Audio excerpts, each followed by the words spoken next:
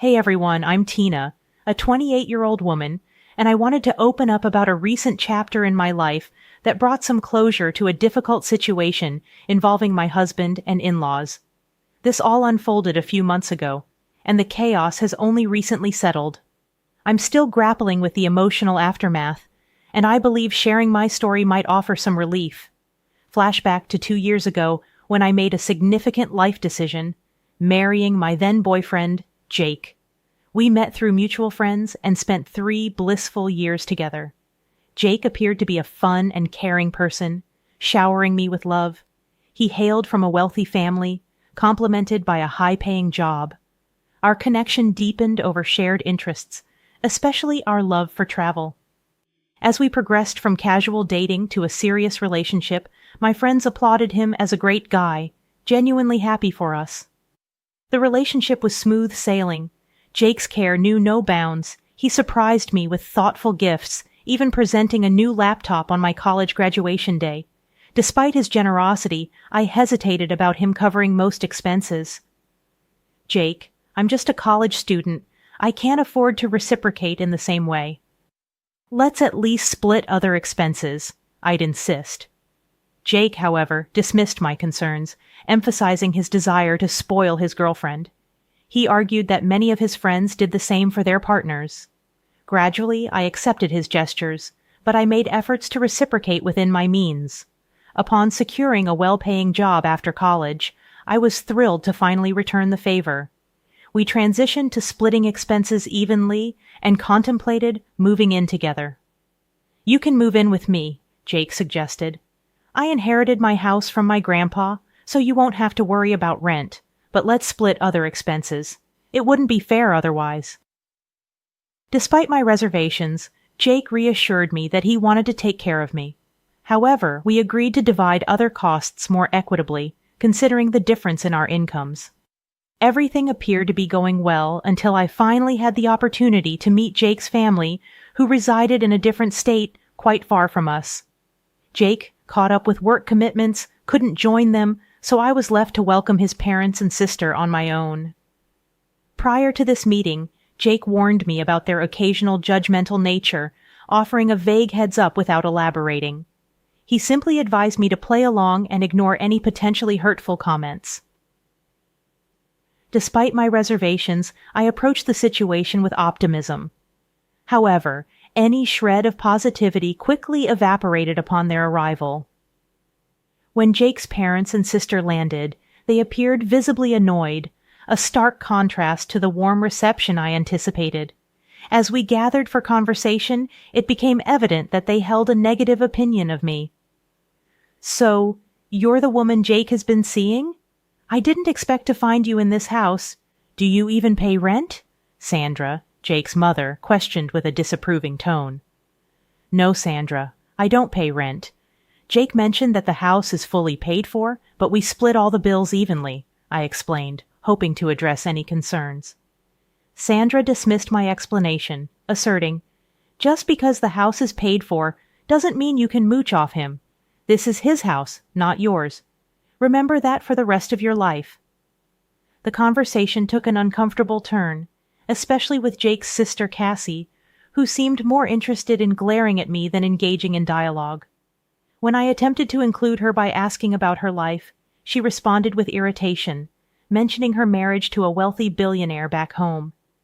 Despite my efforts to bridge the gap, she waved me off, and Jake offered no support, seemingly aligning himself with his family's sentiments. Throughout their stay, Dave and Sandra continued to criticize me. They disapproved of my spending on makeup and skincare, insisting I shouldn't indulge in such luxuries when not contributing enough to the household.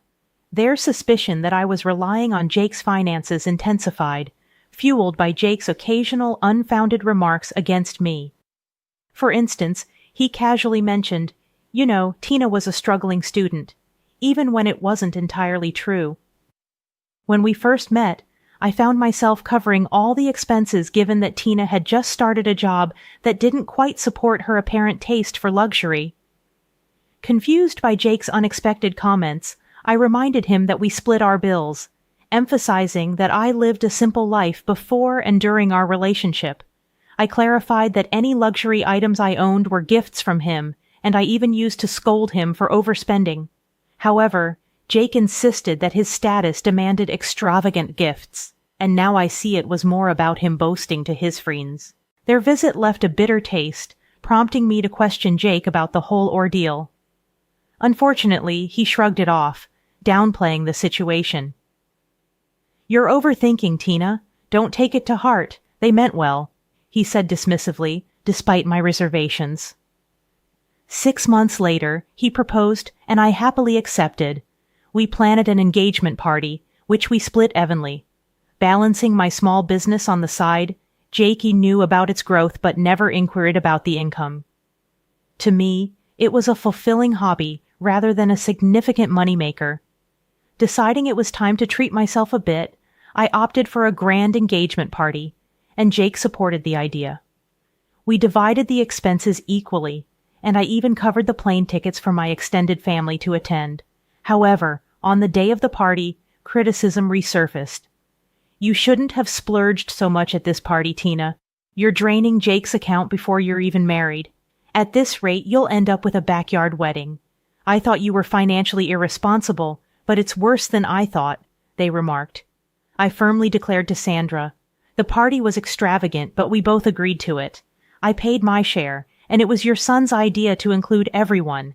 Tina insisted a lot, and I couldn't say no. I don't mind spending, but this party cost us a lot," I explained. Sandra retorted, accusing me of manipulating Jake into spending money, claiming he just couldn't say no to me. Cassie joined in, asserting that she knew the kind of person I was, and that I should have fought better. Frustrated, I excused myself and sought a moment of rest bit on the venue's lawn, only to find Cassie and her husband Jim laughing at my expense. It felt like my engagement party was unraveling, with Jake oblivious to his family's judgments. Most of his extended family assumed I was jobless, painting me as a dependent fiancé. My mom, perceptive and protective, noticed my distress and approached. Aware of how hard managing finances could be as a single parent, she urged me to reconsider the engagement, pointing out the ongoing mean comments from Jake's family. After the party, I confronted Jake about the situation. He dismissed it as a joke, expressing his love and stating he didn't care about financial matters. However, I reiterated my desire to contribute, especially towards rent, but he brushed off the suggestion. Wedding planning brought more stress, with Jake's parents criticizing my choices and accusing me of bankrupting their son. I defended myself, stating that we were all contributing to the wedding, including my mom. Sandra's response was harsh, accusing me of robbing her son and insinuating that they expected us to empty the bank account for the wedding as well. On the day of the wedding, Cassie continued her comments on my dress and makeup expenses, despite my clarification that my mom covered those costs.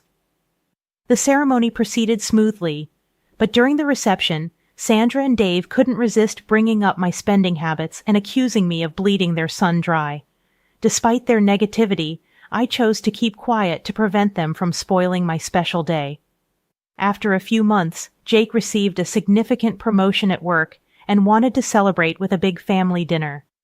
I was thrilled for him and decided to make the dinner extra special by offering to cover all the expenses.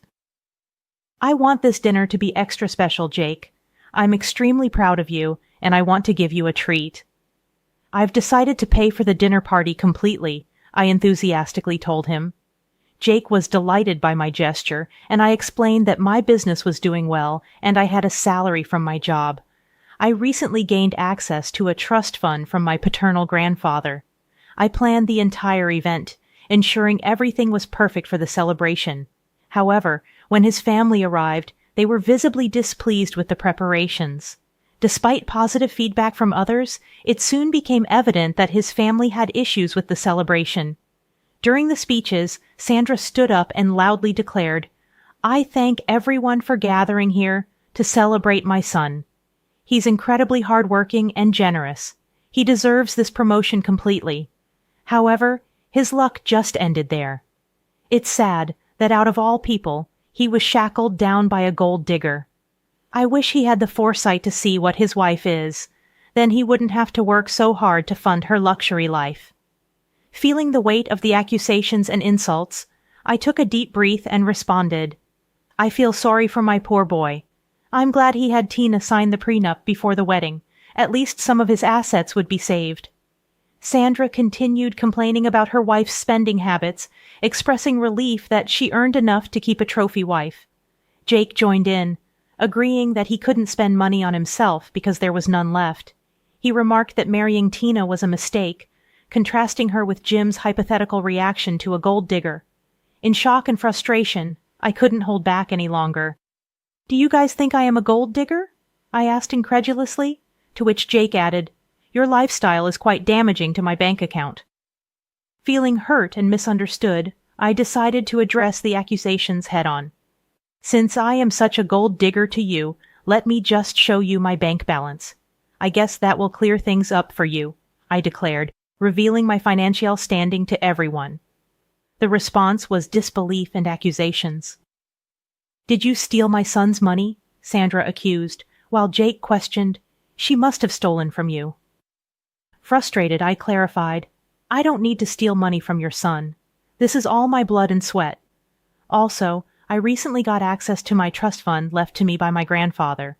I was going to get a bigger house with it and surprise Jake, but I guess that won't be happening anymore." Despite my attempt to set the record straight, Jake suggested, "We can still buy the house. It'll be a lovely gift." However, I stood firm, expressing my refusal to accept a gift after enduring insults from his family. "This is not happening.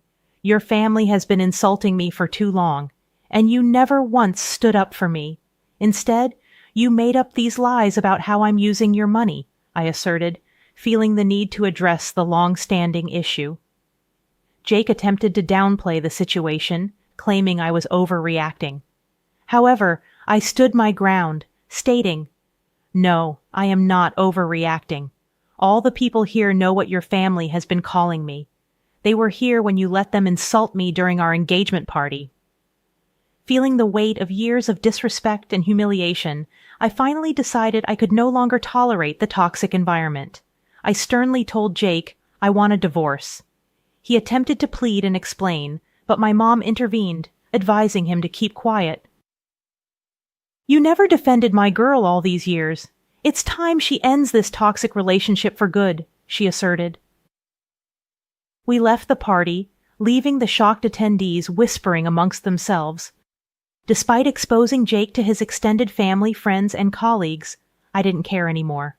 I was done with him. Mom and I went straight to the house, collected my belongings, and Jake kept blowing up my phone in an attempt to talk. I muted it and went to stay with my mother. The next day, I contacted my cousin, a lawyer, to draw up divorce papers with a prenuptial agreement in place. The split would be straightforward, and I wouldn't have to give him any money despite having more than him now. Jake and his family showed up at my mom's place, demanding to talk. Mom firmly told them to leave, and Jake kept trying to contact me, sending a range of messages from sobbing apologies to threatening harm. I stored all the recordings, preparing for a potential restraining order. Despite the emotional turmoil, I found strength in my mother's support. Jake even tried to show up at my office, but security was informed beforehand, promptly removing him. It was then I decided to quit my job. The well-paying, booming business meant I no longer needed it, and I wasn't interested in becoming a millionaire. I simply desired a peaceful life with dignity, so I submitted my notice that day and decided to move forward.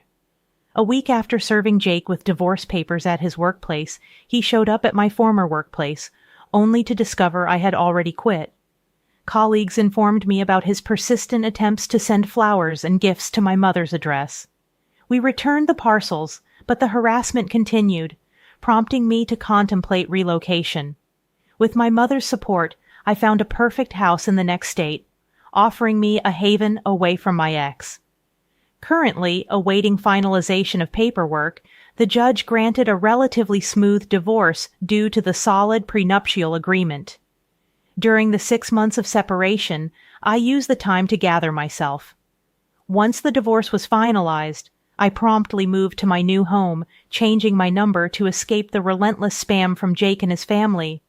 I heard Jake's life was in turmoil, blaming his parents for the marriage fallout. Professionally, he faced a significant setback, with colleagues avoiding him and seniors displeased with the negative publicity in their close-knit community. His parents resorted to spreading rumors about infidelity, but fortunately, these falsehoods failed to gain traction. On the contrary, my life took a positive turn. Focused on enhancing my business and relishing newfound freedom, I started going out and even ventured into the dating scene. Jake's insecurities made me cautious about committing too quickly, but I remain hopeful that with time I will heal and find someone who truly cherishes me. While Jake's actions caused me pain, the strength gained from overcoming those challenges has propelled me into a brighter future full of possibilities and self-discovery.